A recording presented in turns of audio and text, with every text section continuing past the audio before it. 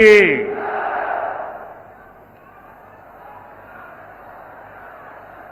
वीरों की धरती को, मुरैना की मिट्टी को श्रद्धापूर्वक नमन करता हूं।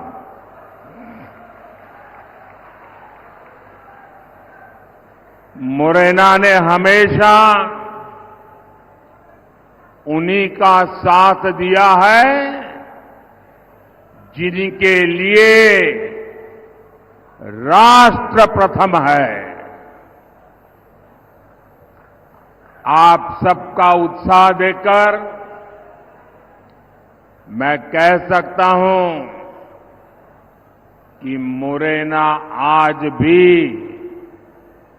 न अपने संकल्प से डिगा है और ना ही कभी डिगेगा।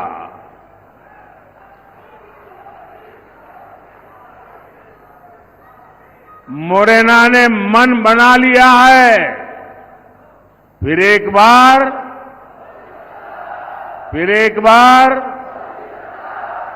बार साथियों, एमपी के लोग जानते हैं कि समस्या से एक बार पीछा छूट जाए तो फिर उस समस्या से दूर ही रहना चाहिए। कांग्रेस पार्टी ऐसी ही विकास विरोधी एक बहुत बड़ी समस्या है। चंबल के लोग कांग्रेस का वो दौर करते हैं। कांग्रेस ने चंबल की पहचान खराब कानून व्यवस्था ऐसे क्षेत्र के तौर पर बना दी थी। उस दौर में कांग्रेस ने एमपी को देश के बीमारू राज्यों की लाइन में खड़ा कर दिया था। भाइयों और बहनों, भाजपा की सरकार ने कांग्रेस के बनाए गड्ढों को भरने के बाद एमपी और चंबल को नई पहचान दिलाई है, गौरवपूर्ण पहचान दिलाई है। भाजपा सरकार में चंबल, काली सिंध, पार्वती लिंक परियोजना से सिंचाई की समस्या दूर होगी। पानी की समस्या को दूर करने के लिए हम मुंदरी बांध जैसे प्रोजेक्ट पर काम कर रहे हैं। करीब 2,500 करोड़ रुपए की लागत से बना ग्वालियर श्योपुर रेलवे ट्रैक हो, आधुनिक इंफ्रास्ट्रक्चर के ऐसे अनेक काम इस क्षेत्र की तस्वीर बदल रहे हैं। यहां लेदर पार्क भी विकसित किया जा रहा है। हमारे साथी ज्योतिरादित्य सिंधिया जी की देखरेख में ब्रांड ग्वालियर को भी मजबूत किया गया है। भाजपा सरकार में हुए विकास को भिंड, मुरैना, ग्वालियर के वो लोग और ज्यादा अनुभव कर रहे हैं जिन्होंने कांग्रेस का वो काला दौर देखा है। 4 जून के बाद हमारे तेज तर्रार मुख्यमंत्री मोहन यादव जी के नेतृत्व में मध्य प्रदेश का विकास और स्पीड पकड़ने जा रहा है।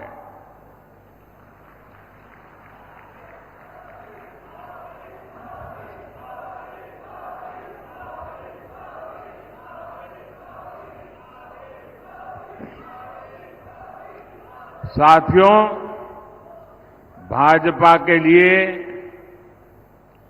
देश से बड़ा और कुछ भी नहीं है और कांग्रेस के लिए अपना परिवार ही सब कुछ है। कांग्रेस की पॉलिसी है जो देश के लिए सबसे ज्यादा योगदान करे, सबसे ज्यादा मेहनत करे, सबसे ज्यादा समर्पण करे, उसे सबसे पीछे रखो। इसलिए कांग्रेस ने इतने वर्षों तक सेना के जवानों की वन रैंक वन पेंशन जैसी मांग पूरी नहीं होने दी। हमने सरकार बनते ही वन रैंक वन पेंशन को लागू किया। हमने सीमा पर खड़े जवानों की सुविधा की भी चिंता की। कांग्रेस सरकार ने जवानों के जो हाथ बांध रखे थे, हमने उन्हें भी खुली छूट दे दी। हमने कहा अगर एक गोली आती है 10 गोली चलनी चाहिए।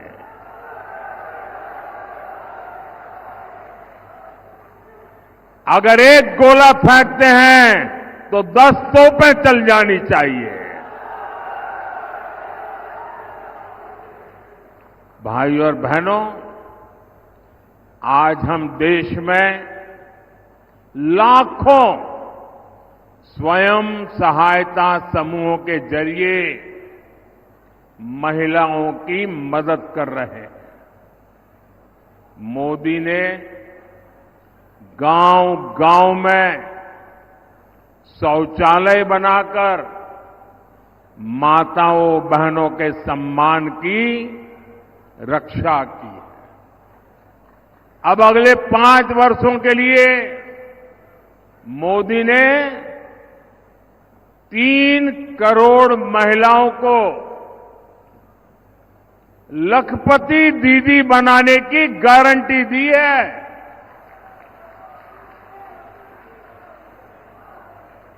3 करोड़ महिलाएं जब लखपति दीदी बनती है तो उस परिवार की, उस गांव की सारी अर्थव्यवस्था तेज गति से दौड़ने लग जाती है। साथियों, आप सब जानते हैं आजादी के समय कांग्रेस ने धर्म के नाम पर देश का विभाजन स्वीकार किया था।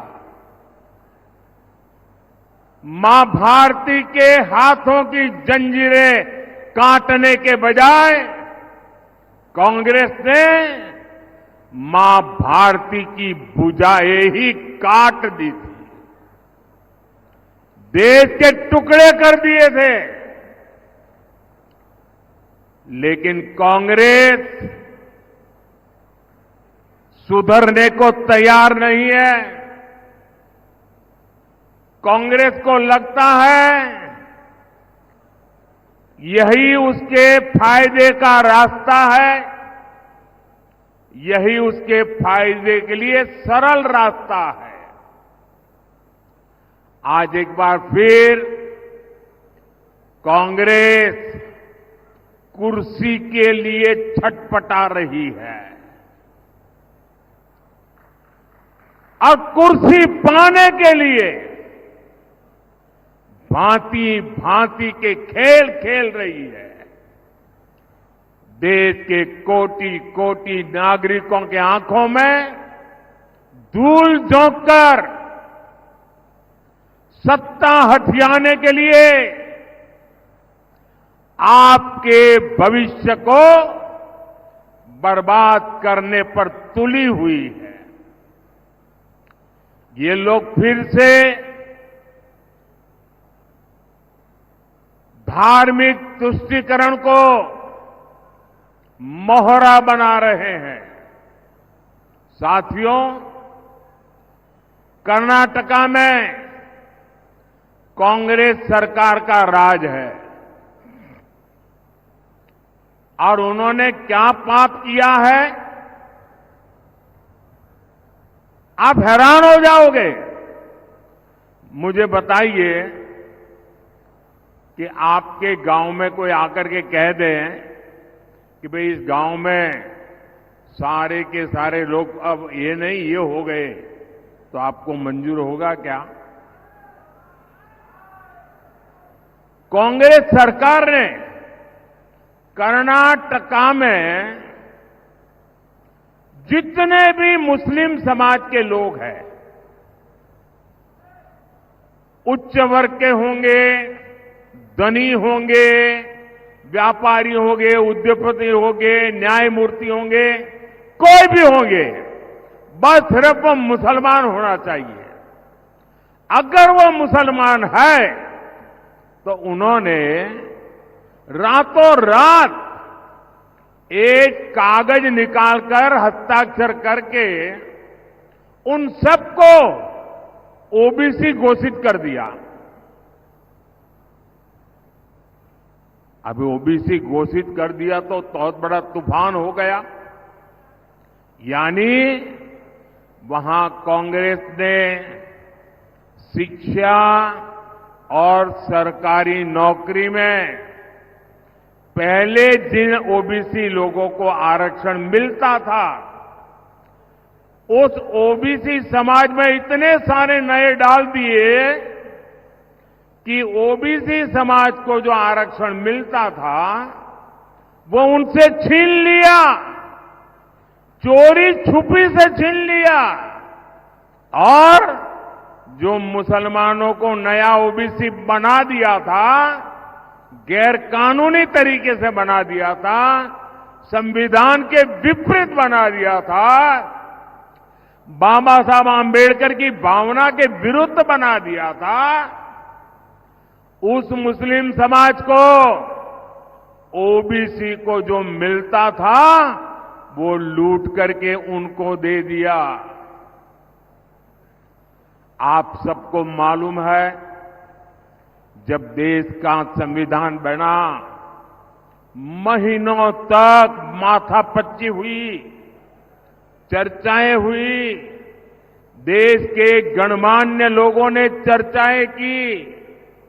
बाबा साहब आंबेडकर में उन चर्चाओं के आधार पर संविधान को लिखा गया और सबने सोच समझ करके तय किया कि देश की एकता अखंडता के लिए देश का संविधान किसी भी सूरत में धर्म के आधार पर आरक्षण नहीं देगा। बाबा साहब आंबेडकर ने कहा, धर्म के आधार पर आरक्षण नहीं दिया जा सकता। और इसलिए कांग्रेस ने धोखेबाजी की, पिछले दरवाजे से किया। खुद बाबा साहब आंबेडकर की पीठ में छुरा भोंक दिया। लेकिन वोट बैंक और तुष्टीकरण में डूबी कांग्रेस कर्नाटका का यही मॉडल पूरे देश में लागू करना चाहती है।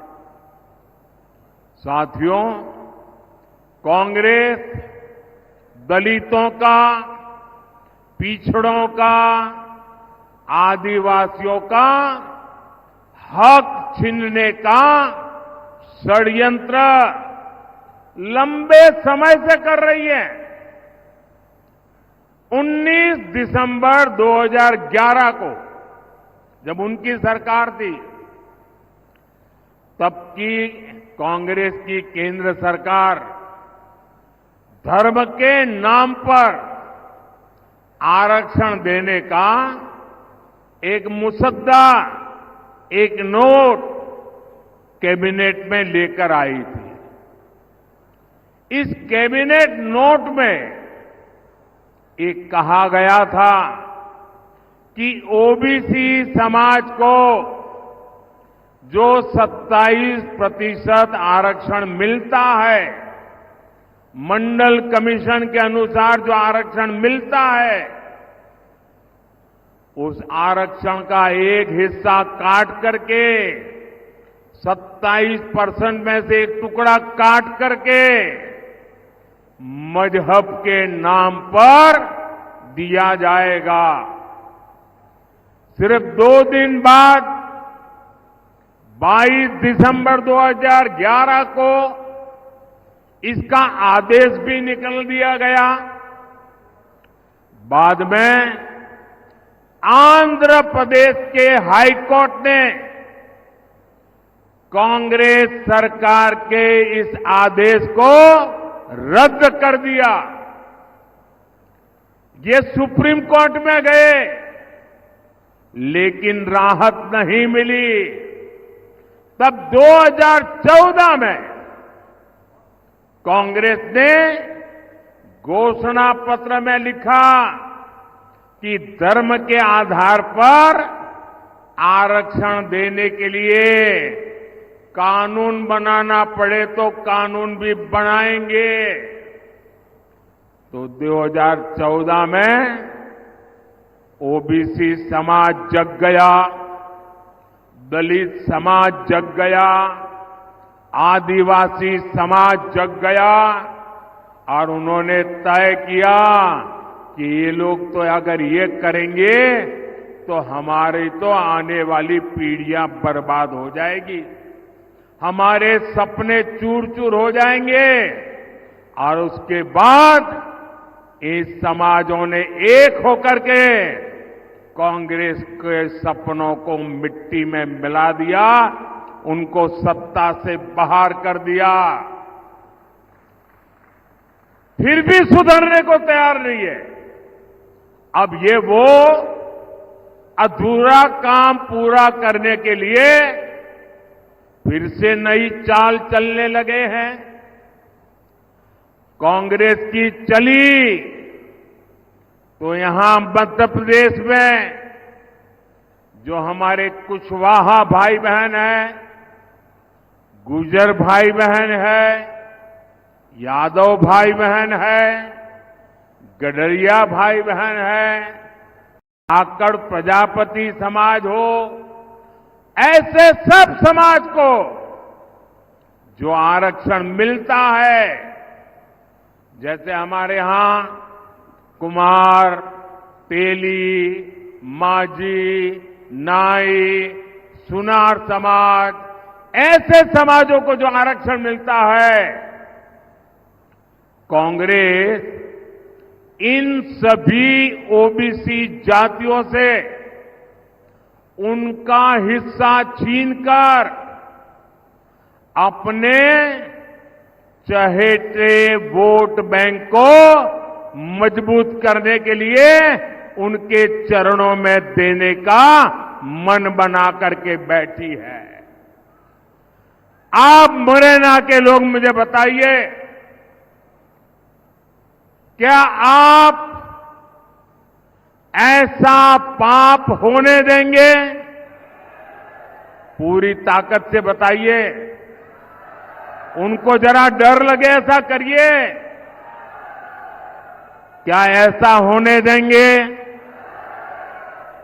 ये ओबीसी का हक छीनने वालों को पूरी तरह साफ कर देंगे, चुन चुन करके साफ कर देंगे, हर पोलिंग बूथ में साफ कर देंगे।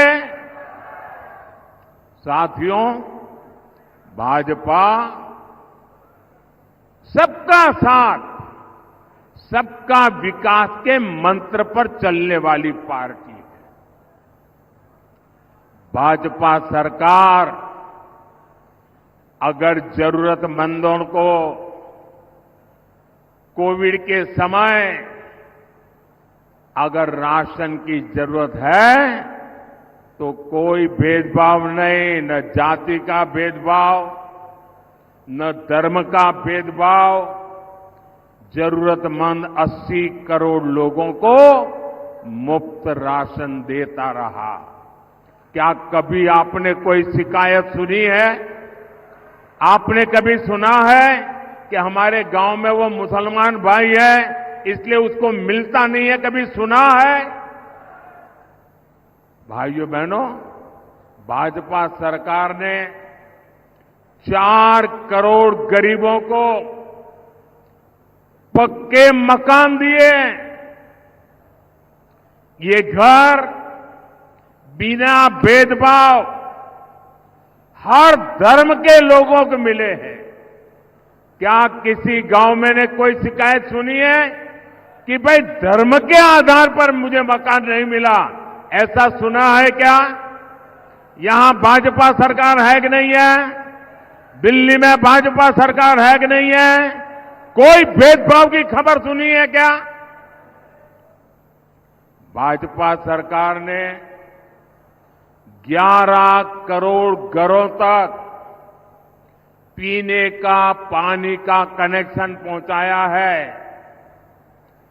कोई जातिवाद नहीं होने दिया, कोई धर्म के नाम पर भेदभाव नहीं होने दिया, क्योंकि सबका साथ, सबका विकास ये हमारा मंत्र है। हर धर्म, हर समाज को ये लाभ समान रूप से मिलना चाहिए। समान रूप से मिलना चाहिए कि नहीं मिलना चाहिए? अगर सबको समान रूप से मिलता है तो आपकी कोई शिकायत होती है क्या? लेकिन अगर कांग्रेस आती है तो ये सारी सुविधाएं दलितों, पिछड़ों, आदिवासियों और सामान्य वर्ग के गरीबों को नहीं मिलती। कांग्रेस की चले तो गरीब कल्याण की योजनाओं का लाभ भी धर्म के आधार पर देती, क्योंकि कांग्रेस तो डंके की चोट पर यही कहती है कि देश के संसाधनों पर पहला हक मुसलमानों का है। मोदी कहता है देश के संसाधनों पर पहला हक इस देश के गरीबों का है, इस देश के पिछड़ों का है, इस देश के आदिवासियों का है। साथियों, कांग्रेस एक के बाद एक ऐसी घोषणाएं कर रही है जो देश को भी कमजोर करेगी और आपके परिवार को भी कमजोर करोगी।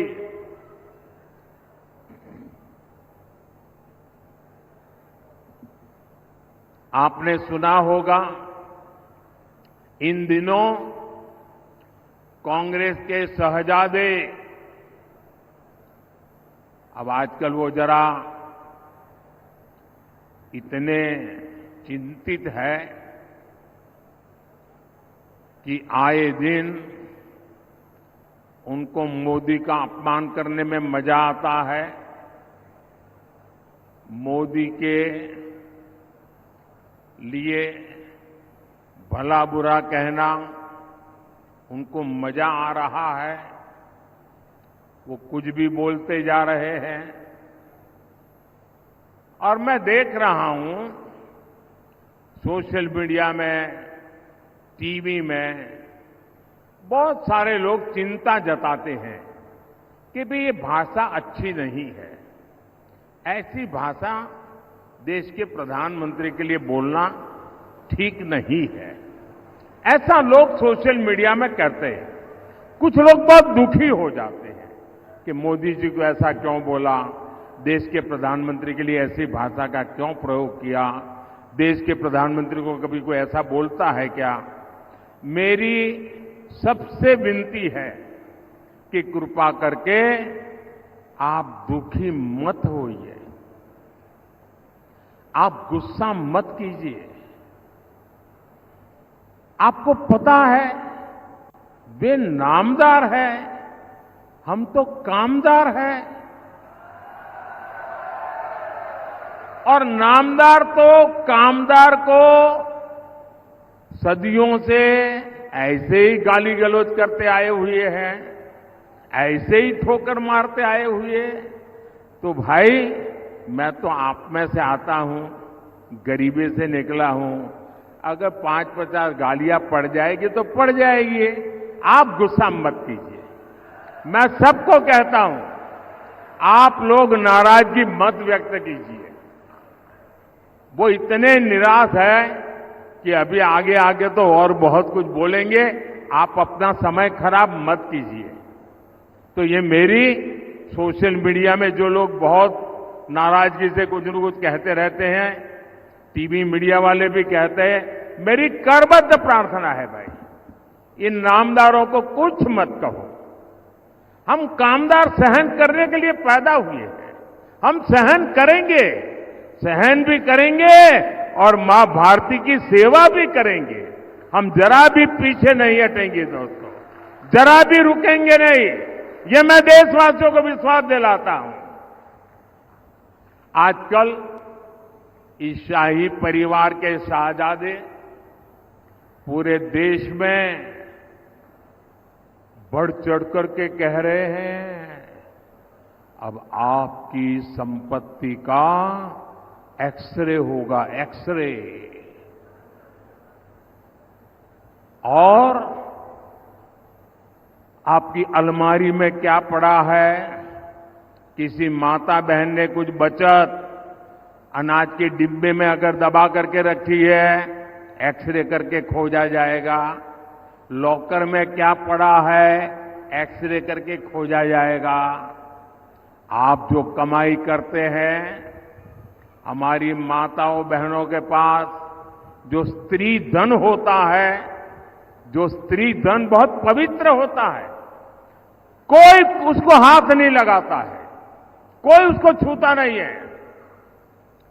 मंगलसूत्र हो, छोटा मोटा सोना चांदी का गहना हो, इसे पवित्र माना जाता है।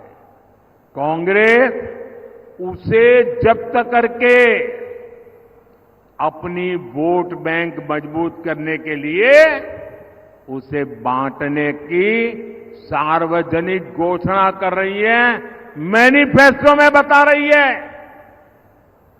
और मैंने तो पहले दिन कहा था कि इनका मैनिफेस्टो पूरी तरह मुस्लिम लीग की सोच का ही प्रतिबिंब है। और साथियों, ये एक्सरे करके आपको लूटने की योजना बना रहे हैं। क्या आप उनको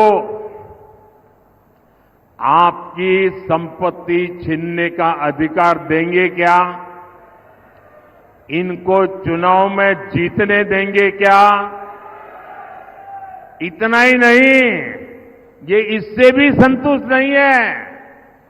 वो जीते जीतो छोड़िए, ये स्वर्गवास के बाद भी, मृत्यु के बाद भी आपकी जो बची हुई संपत्ति है, जो स्वाभाविक रूप से आपके बेटे बेटी को मिलनी चाहिए, वो भी आप नहीं दे पाओगे।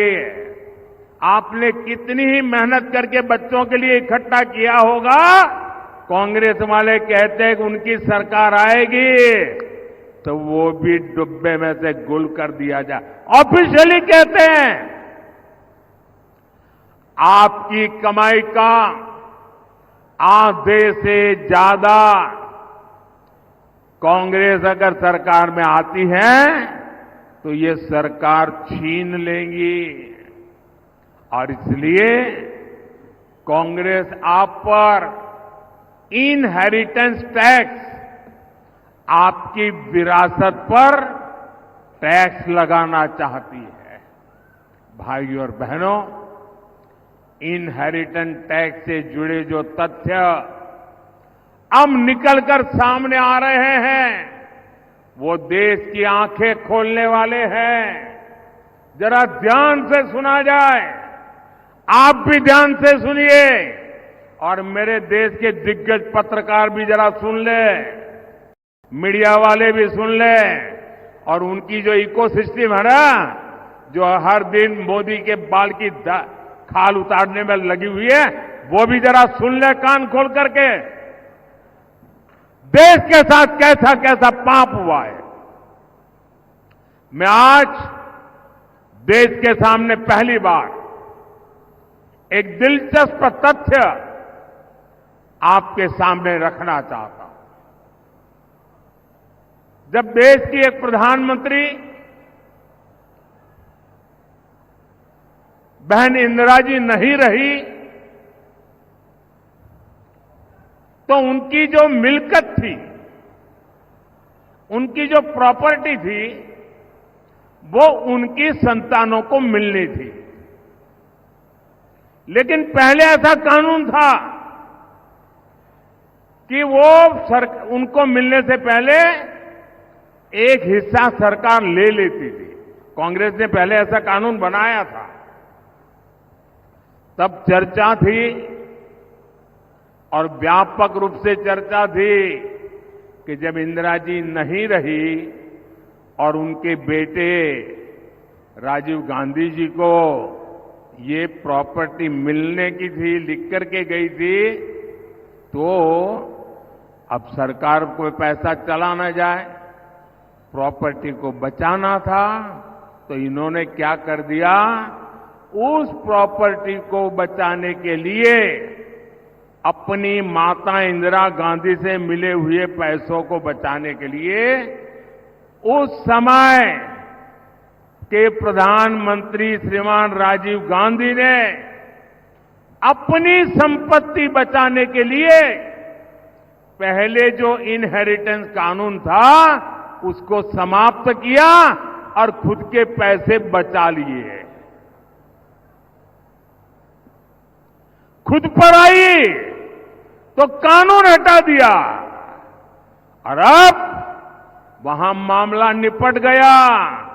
तो आज फिर सत्ता पाने के लालच में ये लोग वही कानून ज्यादा कड़ाई से वापस लाना चाहते हैं। बिना टैक्स के अपने परिवार की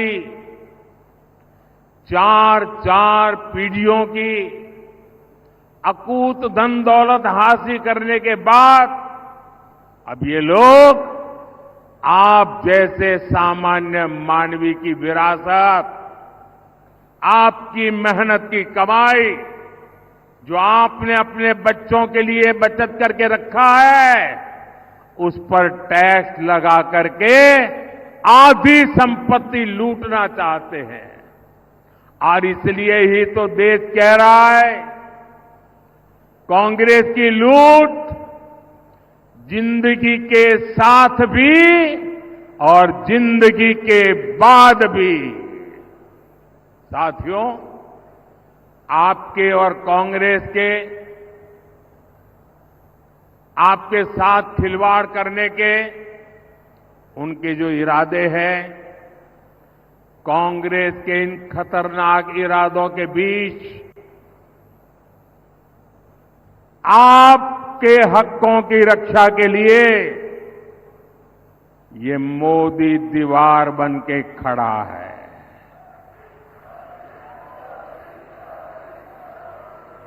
ये गाली गलौज इसलिए हो रहा है क्योंकि मोदी 56 इंच का सीना तान करके खड़ा हो गया है। इनके मंसूबे सफल नहीं होंगे, इनके मंसूबे सफल नहीं होंगे, ये मोदी की गारंटी है। लेकिन इसमें आपकी भी बड़ी भूमिका है। मुरैना से संगठन में मेरे साथ जिन्होंने वर्षों तक काम किया, जब मैं संगठन महासचिव हुआ करता था तब हमारे शिवमंगल जी यहां महासचिव हुआ करते थे। ऐसे मुरैना से हमारे शिवमंगल सिंह जी तोमर, भिंड से हमारी बहन संध्या राय और ग्वालियर से हमारे साथी भरत सिंह कुशवाहा जी 7 मई को इनको जितनी ज्यादा संख्या में वोट मिलेंगे, मोदी उतना ही मजबूत होगा। आपका एक एक वोट मोदी को जाएगा। कमल पर आप बटन दबाएंगे, आपका वोट सीधा सीधा मोदी को जाएगा। और इसलिए मोदी आज आपसे आशीर्वाद मांगने आया है। मोदी आपसे कमल के निशान पर बटन दबाने के लिए प्रार्थना करने के लिए आया है। तो घर घर जाएंगे, मतदान करवाएंगे, हमारे साथियों को जिताएंगे, पोलिंग बूथ जीतेंगे, पक्का करेंगे। अच्छा, मेरा एक काम करोगे? मेरा आपसे अनुरोध है कि आप घर घर जाकर के ये भी कहना कि मोदी जी आए थे और मोदी जी ने आपको प्रणाम कहा है। मेरा प्रणाम पहुंचा देगा? मेरा प्रणाम पहुंचा दोगे? बोलिए मेरे साथ, भारत माता की, भारत माता की, भारत माता की। बहुत बहुत धन्यवाद।